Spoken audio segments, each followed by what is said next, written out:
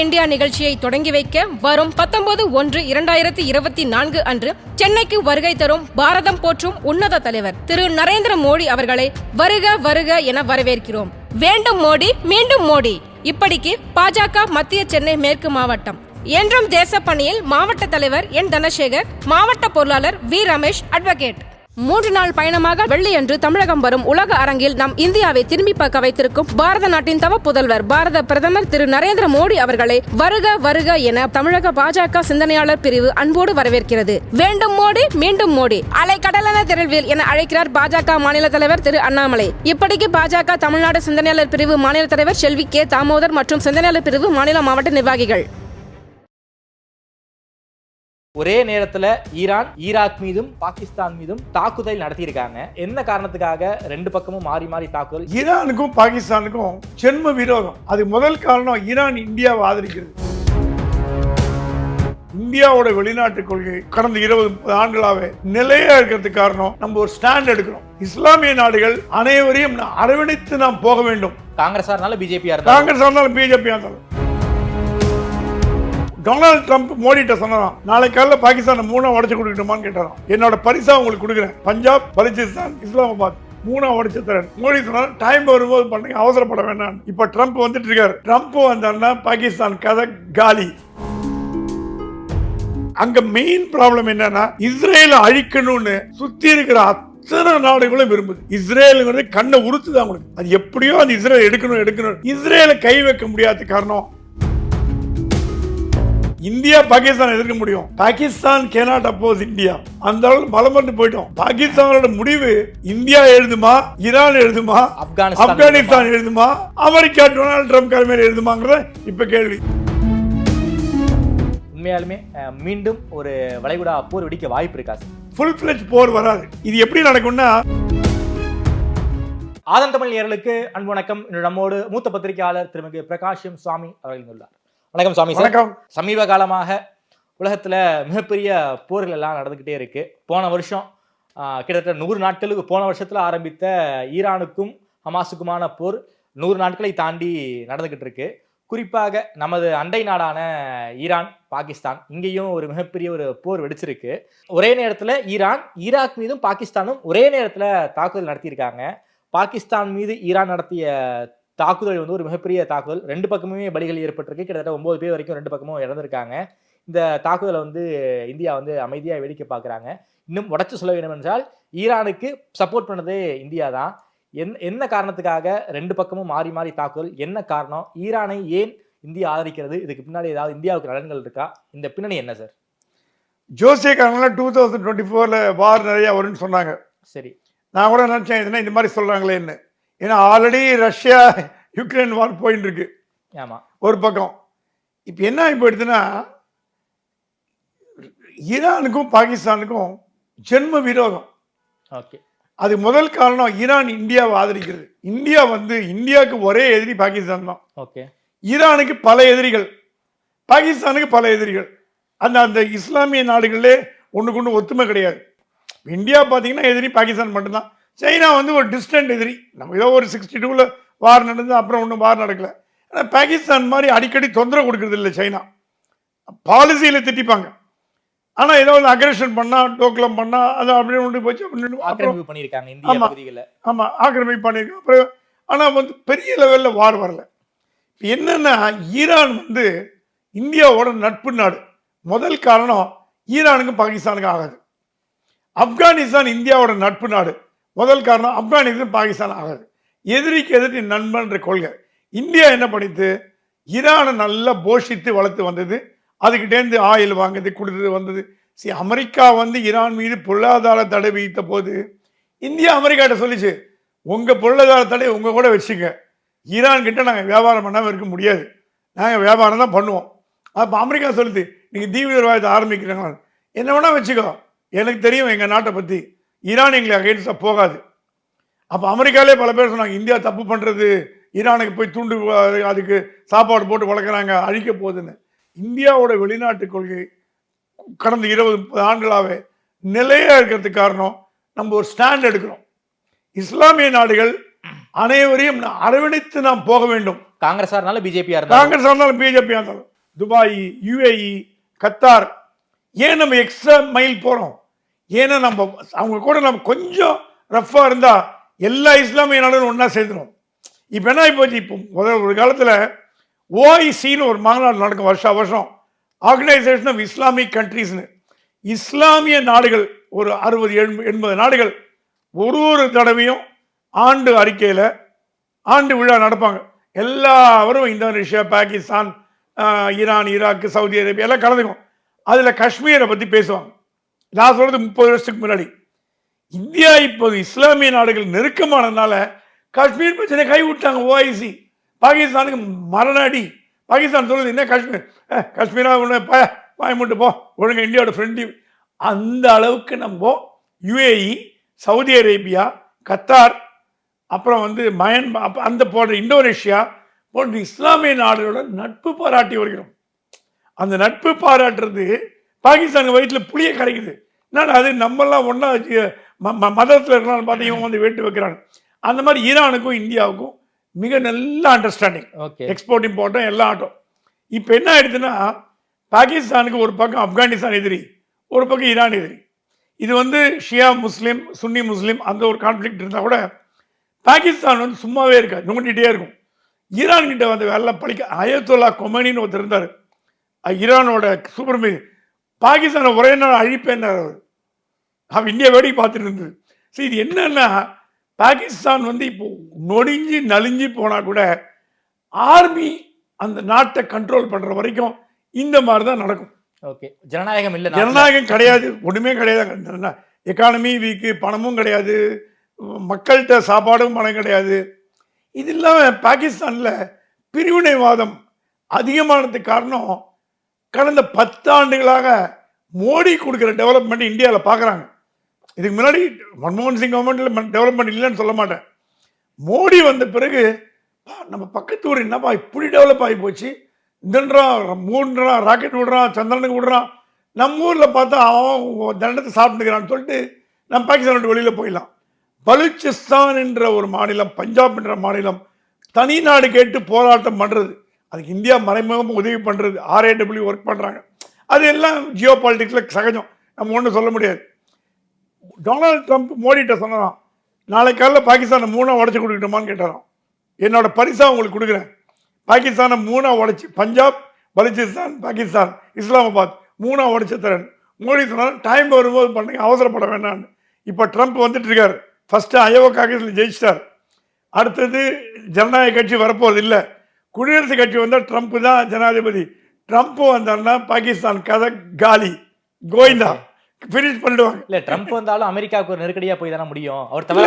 நான் சொல்றது வெளியுறவு கொள்கை, இன்டர்னல் பத்தி நான் பேச மாட்டேன். சரி சரி, அது இன்டர்னல் அவங்க மேட்டர். நான் வெளியுறவு கொள்கையில பாகிஸ்தானோட ஜென்ம விரோதி ட்ரம்ப். ஓகே, அந்த இருந்த அந்த 4 ஆண்டு காலம் பாகிஸ்தானுக்கு டஃப் ஃபைட் கொடுத்தாரு. இப்போ ஜோ பைடன் அப்படி இல்லை, பாகிஸ்தான் நெருக்கமா உறவு கொண்டாடுறாங்க. எப்பவுமே டெமோக்ராட்டிக் கட்சி பாகிஸ்தானை ஆதரிக்கும், குடியரசுக் கட்சி பாகிஸ்தானை எதிர்க்கும். இது அமெரிக்கா வரலாறு சரித்திரம் படிச்ச எல்லாருக்குமே தெரியும். இப்போ என்ன வேடிக்கைன்னா, ஆப்கானிஸ்தான் தீவிரவாத கண்ட்ரின்னு அமெரிக்கா சொல்லுது. அந்த ஆப்கானிஸ்தான் இந்தியாவோட அவ்வளோ க்ளோஸாக இருக்கு. கிரிக்கெட் டீம் எல்லாம் இந்தியாவுக்கு வந்தது. ஆப்கானிஸ்தான் இந்தியாவுக்கு எதிராக செயல்படுதா? பட மாட்டாது. ஈரான் இந்தியாவுக்கு எதிராக செயல்படுதா? படாது. பாகிஸ்தானுக்கு எதிராக செயல்படுமா? கண்டிப்பா செயல்படும். ஆனா நீங்க சொல்ற மாதிரி ஆப்கானிஸ்தானும் ஈரானும் அமெரிக்காவுக்கு ஆகாதே சார். அதை பத்தி என்னங்க, இப்ப அமெரிக்காவுக்கு நம்ம இந்தியா நேட்டோல இல்லைங்க. அமெரிக்காவை நம்ம முதலாளி கிடையாது. அமெரிக்கா என்ன பண்ணிட்டு, நம்ம இந்தியா அணு ஆயுத சோதனை நடத்தின போது பில் கிளின்டன் சாங்ஷன் போட்டார், இந்தியாவோட எந்த நாடும் உறவு வைக்க கூடாதுன்னு. வாஜ்பாய் போயான்னாரு, சாங்ஷன் போட்டுக்கோ நான் பார்த்துக்கிறேன், எங்களுக்கு கூட நாட்டோவில் ஜாயின் பண்ணு, நாங்கள் சாங்ஷன் எடுத்துடுறோன்னு. இந்தியா சொல்லுது, இந்த கதையே வேணாம், எங்களுக்கு ரஷ்யாவும் ஃப்ரெண்டு. ரஷ்யாவை நம்ம மறக்க முடியாது, ஆபத்தில் உதவி பண்ணாங்க. பாகிஸ்தான் போரில் 7th Fleet அமெரிக்கா அமைச்ச போது நிறுத்துறது ரஷ்யா ட்ரஸ்டட் ஃப்ரெண்ட். இந்தியா வெளியுறவு கொள்கை, பாகிஸ்தானை எதிர்க்கணும்னா அமெரிக்கா காலில் விழக்கூடாது, அமெரிக்காவையும் ஒரு லெவலில் வைக்கணும், ரஷ்யாவையும் ஒரு லெவலில் வைக்கணும். ரெண்டும் பேலன்ஸ் பண்ணி போகிறது வெளியுறவு கொள்கை, சிறந்த வெளியுறவு கொள்கை. அது எந்த பிரதமர் எந்த கட்சி வந்தாலும் வெளியுறவு கொள்கை மாறாது, ஸ்லைட் சேஞ்சஸ் இருக்கும். அதுக்கு பின்னாடி வேலை பார்க்குறாங்க. அதனால இப்போ என்ன ஆகிப்படுது, இப்போ ஆப்கானிஸ்தானில் பாகிஸ்தான் எதிர்ப்பு எக்கச்சக்கமா இருக்க மாதிரி ஈரான்ல பாகிஸ்தான் எதிர்ப்பு இருக்கு. ஓகே இப்ப பாகிஸ்தானோட தலைவிதியை முடிவு பண்றது அதான் பாகிஸ்தான் தான் யாரோ டிப்ளமேட் சொல்லிட்டு இருந்தாரு. இந்தியா கேன் அப்போஸ் பாகிஸ்தான். ம் இந்தியா பாகிஸ்தான் எதிர்க்க முடியும். பாகிஸ்தான் கேனாட் அப்போஸ் இந்தியா. பாகிஸ்தான் இந்தியா எதிர்க்க முடியாது. அந்த அளவுக்கு பலம் பண்ணி போயிட்டோம். ஆனால் பாகிஸ்தானோட முடிவுரை இந்தியா எழுதுமா, ஈரான் எழுதுமா, ஆப்கானிஸ்தான் எழுதுமா, அமெரிக்கா டொனால்டு ட்ரம்ப் தலைமையில் எழுதுமாங்கிறத இப்ப கேள்வி. ஓகே முடிவுரையை நோக்கி பாகிஸ்தான் போய்கிட்டு இருக்கு வரீங்களா? போயிட்டு இருக்கு. குறிப்பா சார் இந்த இஷ்யூ, அதாவது ஒரே நேரத்துல ஈரான் வந்து ஈராக் மீதும் பாகிஸ்தான் மீதும் தாக்குதல் நடத்தியிருக்காங்க. ஒரு கிட்டத்தட்ட ஒரு சின்ன போர் மாதிரி தான் நடந்துகிட்டு இருக்கு. இந்த நேரத்துல சைனா உள்ள வந்து நான் மத்தியஸ்தம் பண்ண தயார்னு சொல்றாங்க. எதுக்கு சைனா இதுக்குள்ள வராங்க சார்? எங்க ப்ராப்ளம்னாலும் சைனா அங்க நிற்கும். ஏன் சார்? அவங்களுக்கு லேண்டை பிடிக்கணும். சைனாவோட ஆட்டிடியூட் ஒன்னே ஒண்ணுங்க, நீங்க வந்து வியாபாரம் எக்கானமி எல்லாம் விட்டுருங்க. China is land grabber.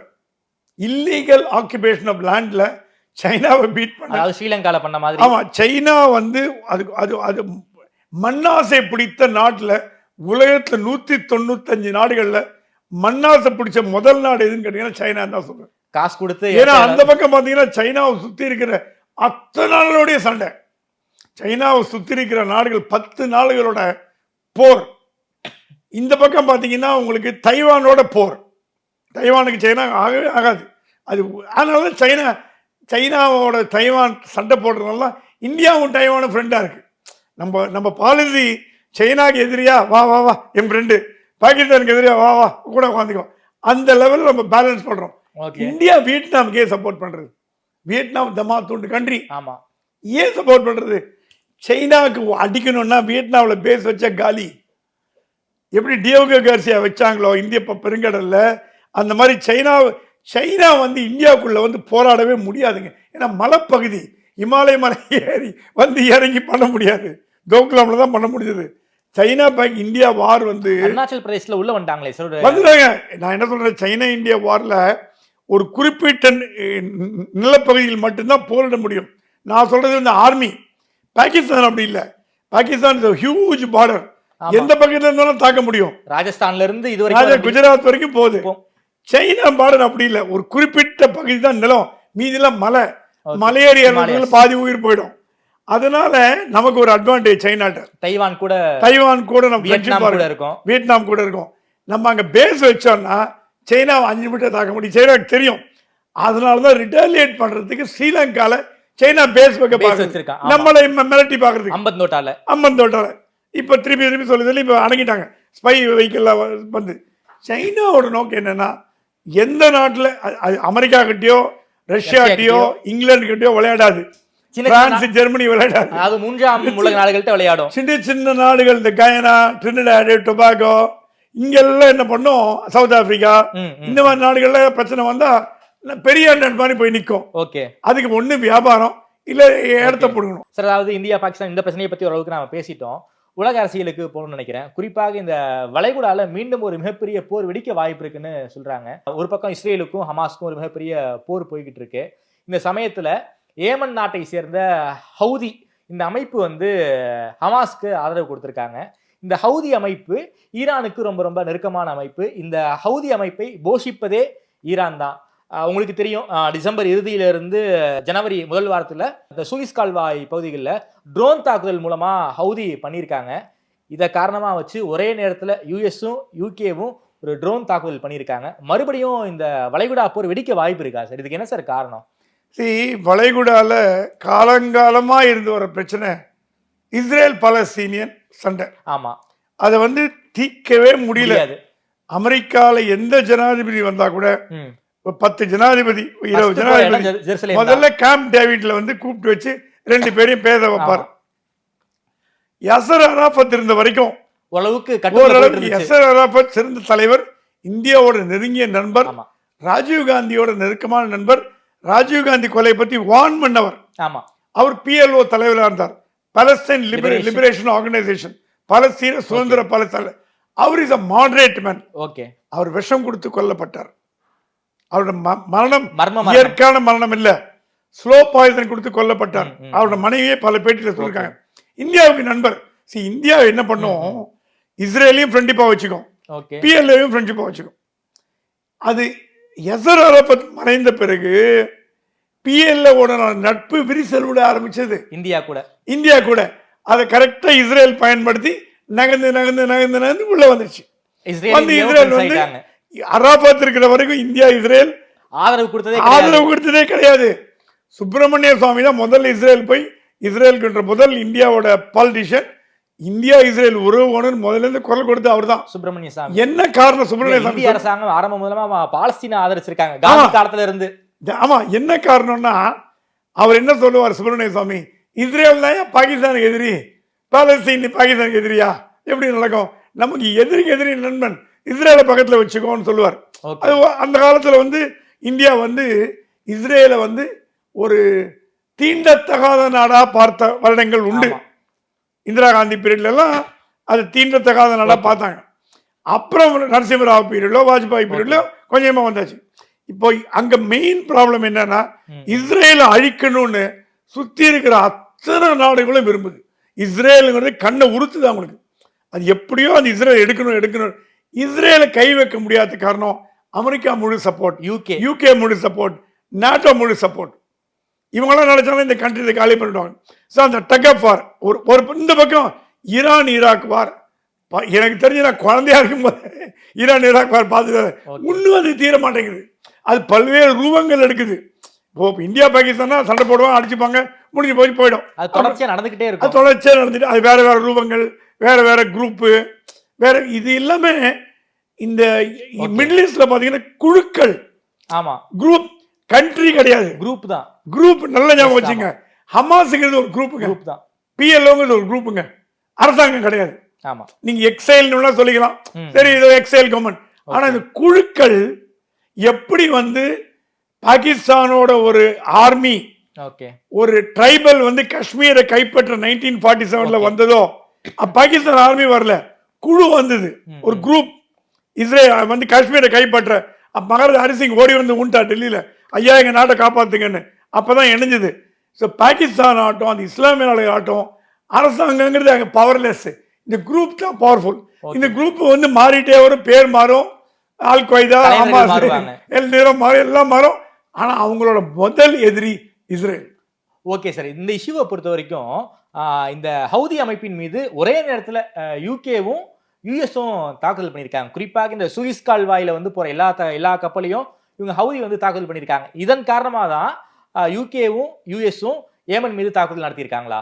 Houthi இஸ்ரேலுக்கு ஆகாது, ஹவுதியும் அமெரிக்காவும் எனிமீஸ், எதிரிக்கு எதிரி.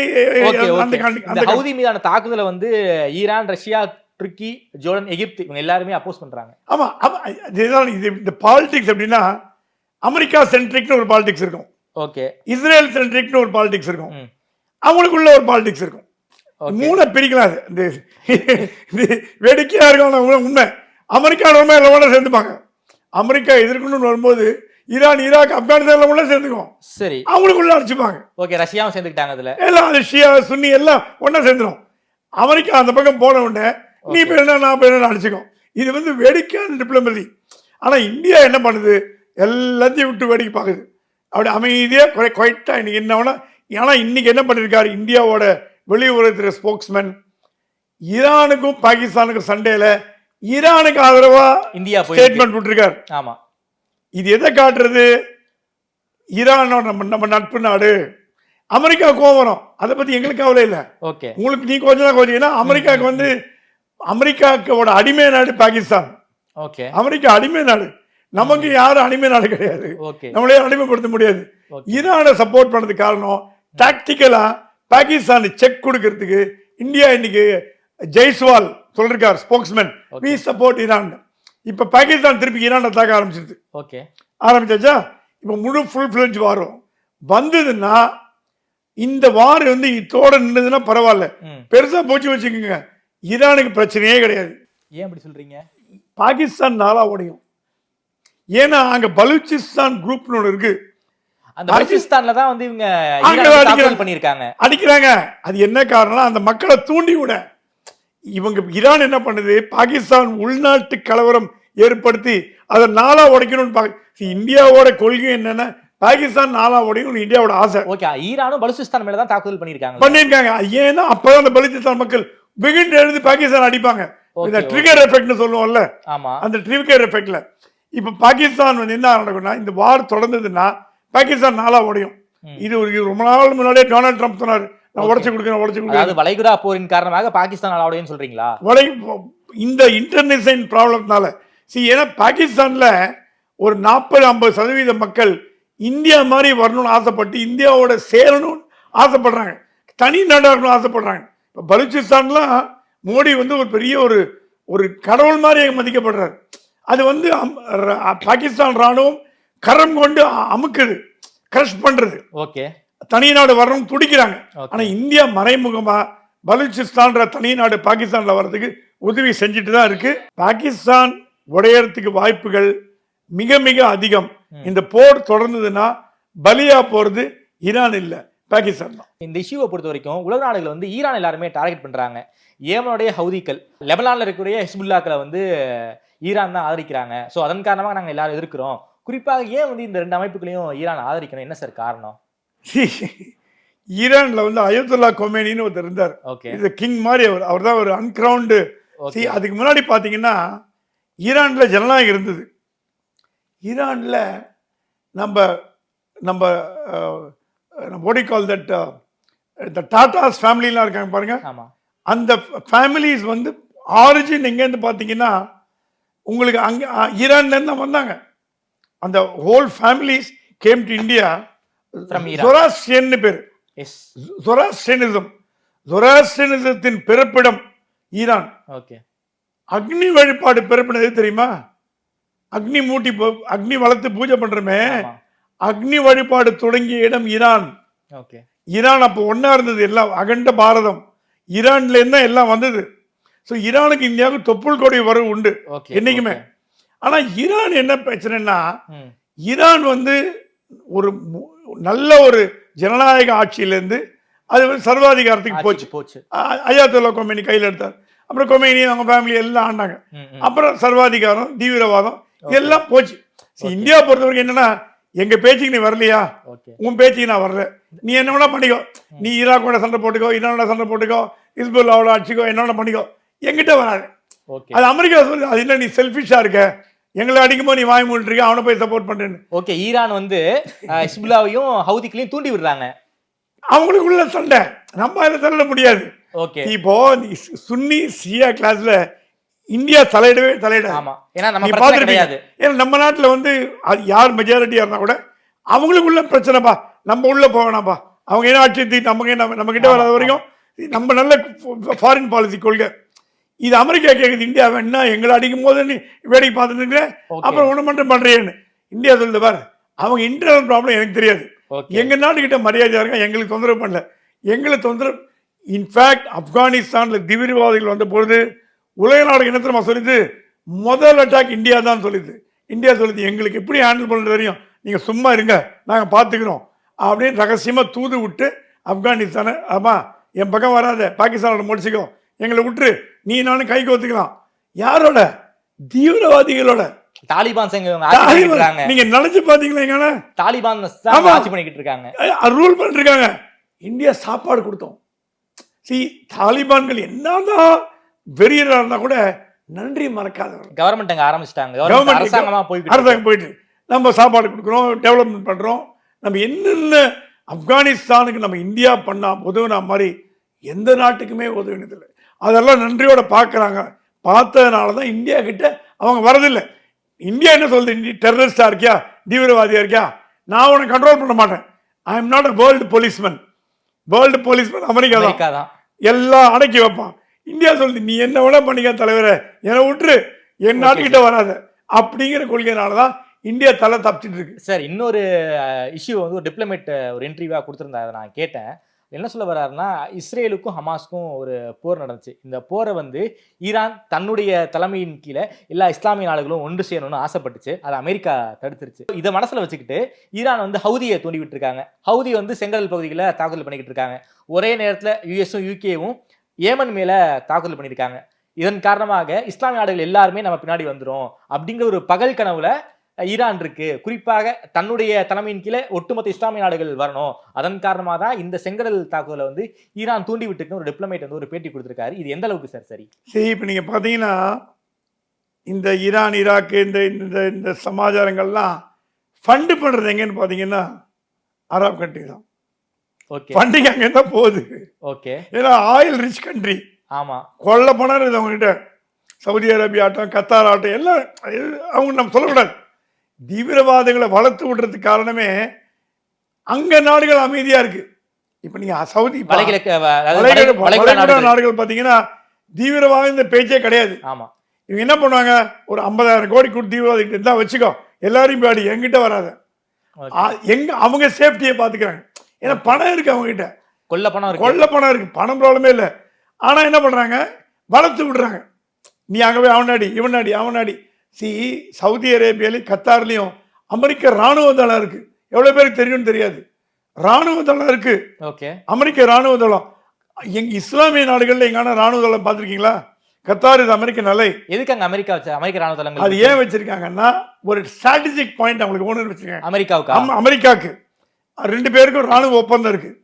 இது நீங்க வந்து மற்ற நடந்து என்ன பண்ணுவோம், அமெரிக்காவோட சேர்ந்துருக்கியா கத்தார், நான் உன்னை அடிக்கிறேன், வாயை திறக்க முடியாது. கத்தார் பணம் இருக்கு, தொலைச்சிருவான். சவுதி அரேபியா போய் பேச முடியாது, பணம் இருக்கு, பின்னி எடுத்துருவான்.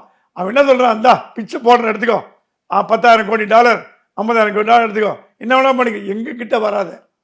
எங்க நாடு, எல்லா நாடுகளுமே நம்ம நாடு சேஃபா இருக்கணும். பக்கத்துக்கார அழிஞ்சா நமக்கு என்ன, அது செல்ஃபிஷ். அந்த இஸ்லாம் இது வந்து ஈரான் வந்து எல்லா இஸ்லாமிய நாடுகளும் நம்ம பின்னாடி வரணுங்கிற காரணத்துக்காக தான் இந்த ஹவுதியை வந்து தூண்டி விட்டுருக்காங்க. இதை காரணமா வச்சுக்கிட்டு எல்லா இஸ்லாமிய நாடுகளும் ஈரான் பின்னாடி வந்துருவாங்களா? எல்லா இஸ்லாமிய நாடும் சவுதி அரேபியா பின்னாடி போயிருக்கா? போனதில்ல. அப்புறம் சவுதி அரேபியா தான் இஸ்லாமிய நாடுகளின் தலைநகரம். அங்கதான் புனித தலங்கள் இருக்கின்றன. சவுதி மன்னர் supposed to be the king of all Islamic countries. Okay, எப்படி மகாராணி, இங்கிலாந்து மகாராணி காமன்வெல்த்துக்கெல்லாம் தலைவரோ, ஓகே, அதே மாதிரி சவுதி அரேபிய மன்னர் இஸ்லாமிய மக்களுக்கெல்லாம் ஒரு புனிதமான ஒரு மனிதர். ஏன்னா அங்கதான் கபா இருக்கு, எல்லாம் இருக்கு, ஒரு புனிதமான இடம். அவங்களாலே ஒன்று சேர்க்க முடியல. அவங்க என்ன பண்ணாங்க, பார்த்தாங்க, சரி இந்த பொம்மை நம்ம திருட வேணாம்பா, நம்ம பாட்டுக்கு நீ என்ன வேணா பண்ணிக்காங்க, போங்க எங்களை விட்டுருங்கன்ற அளவுக்கு வந்துட்டாங்க. சரி சார், இவ்வளவு பிரச்சனை இருக்குன்னு சொல்ல வரீங்க. எதுக்கு வந்து ஹிஸ்புல்லாவையும் ஹவுதியையும் ஏன் வந்து ஈரான் வந்து போஷிக்கிறாங்க சார்? என்னதான் சார் காரணம்? ஈரானுக்கு கொழுப்பு ரொம்ப ஜாஸ்தி. அது ஈராக்கோட போர் போட்டே இருக்கும். அது இது ஒரு அல்ப சண்டை. இது வந்து சில சண்டைகள்லாம் நீங்க பாத்தீங்கன்னா இப்ப இந்தியா பாகிஸ்தான் அல்ப சண்டையில வந்து ஒரே நேரத்துல ஏமன் மீது யுஎஸும் யூகேவும் தாக்குதல் பண்ணிருக்காங்களா? இல்ல, இப்ப இந்தியாவுக்கும் பாகிஸ்தானுக்கும் பாத்தீங்கன்னா காஷ்மீர் இஷ்யூ. ஆமா, இந்தியாவுக்கு சைனாக்கு பாத்தீங்கன்னா லேண்ட் இஷ்யூ, பார்டர் இஷ்யூ. வேற கொடுக்கல் வாங்கல் அதுவும் கிடையாது. அதுக்கு இது சொல்லுது லடாக் நம்ம கிட்ட லடாக் பிடிங்கிச்சு. அப்புறம் வந்து அருணாச்சல் பிரதேஷ் என்னதுங்குது. ஆமா, அது ஒரு பார்டர் இஷ்யூ. இங்க வந்து பாகிதி காஷ்மீரை பிடிங்கிட்டு போயிட்டாங்க. பாகிஸ்தான் ஆக்குபைட் காஷ்மீர் இருக்கு, பிஓகேன்னு இருக்கு. மோடியோட 2வது 3வது டேர்முக்குள்ள பிஓகே திரும்ப வாங்கினாரா இல்லையா பாருங்க. அவர் பிளான் வச்சிருக்காரு. நாம் இழந்த காஷ்மீர், அவர் வந்து டொமஸ்டிக்கா ராம ஜென்மபூமி கட்டிட்டார், 370 பண்ணிட்டார், தலாக் ட்ரிபிள் தலாக்லாம் பண்ணிட்டார். இப்ப 3rd டேர்ம்ல வெளிநாட்டு கொள்கை வச்சிருக்காரு.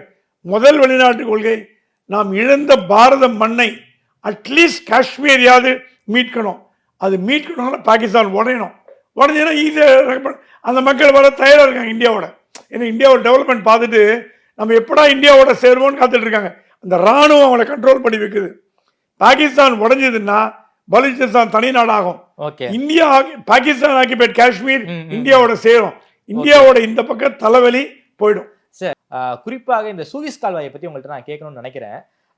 இந்த சூயிஸ் கால்வாய் அங்க போகக்கூடிய கப்பலை தான் ஹவுதி வந்து ஈரானுடைய உதவியோடு திட்டமிட்டு தாக்குதல் பண்ணியிருக்காங்க. இதன் காரணமாக தான் ஒரே நேரத்தில் யுஎஸும் யூகேவும் ஏமன் மீது தாக்குதல் பண்ணியிருக்காங்க.